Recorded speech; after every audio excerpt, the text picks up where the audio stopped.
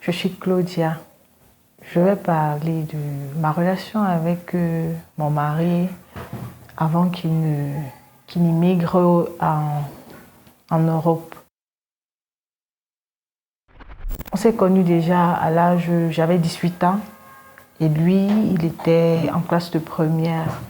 J'étais en classe de troisième. On est quitté de répétiteur, élève à deux amoureux. Son premier cadeau qu'il m'a offert, c'était une calculatrice. En lui, j'ai vu celui-là qui veut mon bien. Voilà la raison pour laquelle je suis tombée amoureuse de lui, parce que j'ai vu que c'était quelqu'un de bien. Ça, c'était en 2010, parce que ça fait exactement 11 ans qu'on est ensemble. Avant qu'il ne parte, on a vécu une relation de 5 ans. Dans l'ensemble, ici au Cameroun, deux jeunes personnes introverties. À ses parents, il n'a pas dit qu'il partait par la voie clandestine. Ses parents savaient qu'il partait pour ses études.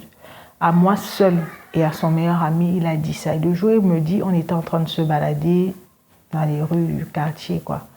La nuit où il part, je viens lui dire au revoir. J'étais super déboussolée, quoi. Je pleurais à fond. Il m'a dit, la chose qu'il m'a dit précisément, c'est que je te promets rien, je vais me battre, je ne sais pas ce qui m'attend là-bas.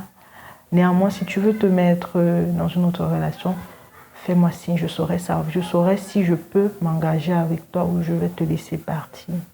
Il prend la mer en mai. La relation entre lui et moi était un peu tendue après qu'il soit parti. 1 mois de silence. C'était l'angoisse totale. En fait, je me disais, bon, c'est fini, c'est bon, je ne vais plus le revoir. Je ne savais déjà pas pourquoi est-ce qu'il c'était ce silence. Pourquoi ce silence? Parce qu'il ne m'avait pas dit qu'il prenait la mer en ce mois-là. C'était vite, comme je vous disais. Je n'ai pas passé, je n'ai pas eu mon examen cette année-là par rapport à tout ça. Parce que je rentrais tous les soirs, je consultais mon Facebook, je dormais sur mon ordinateur,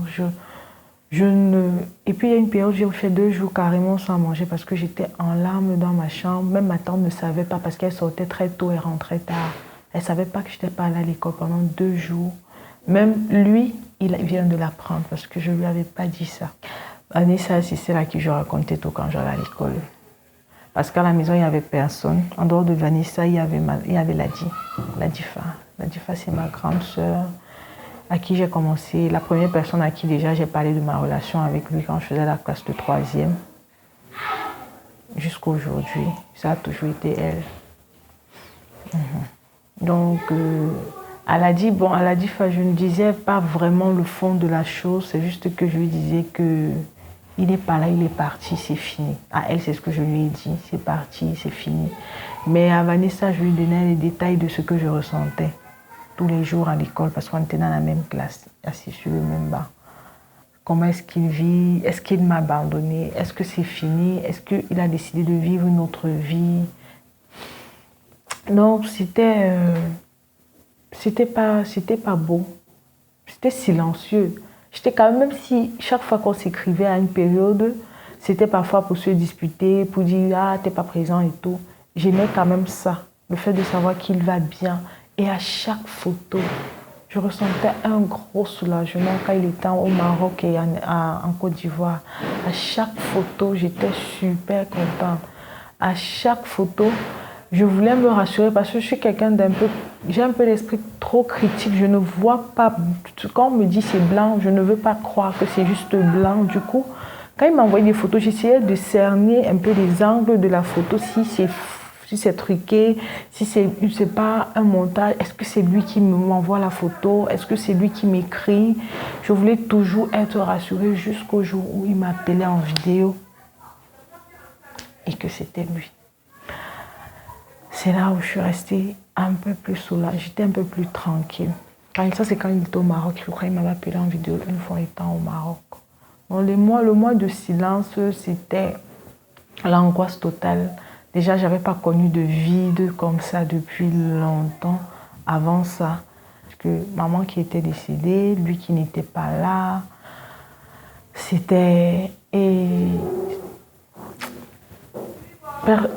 pour la petite histoire, c'est que j'ai manqué l'affection de présence paternelle. Donc pour lui, ma figure paternelle, ça a toujours été lui. Parce qu'à la base, il était mon répétiteur. Donc, mon grand frère, mon répétiteur. Et quand il est parti, c'était trop dur en fait. C'était très difficile. À l'instant où je suis en train de vous parler, j'ai des frissons. Peut-être je ne fonds pas en larmes parce que c'est déjà passé, c'est loin derrière nous, mais c'est un truc qui n'est pas beau à vivre. De savoir qu'un jeune garçon de moins de 30 ans va pour se chercher puis meurt en route. D'imaginer en fait, c'est effroyable en fait, ça fait peur.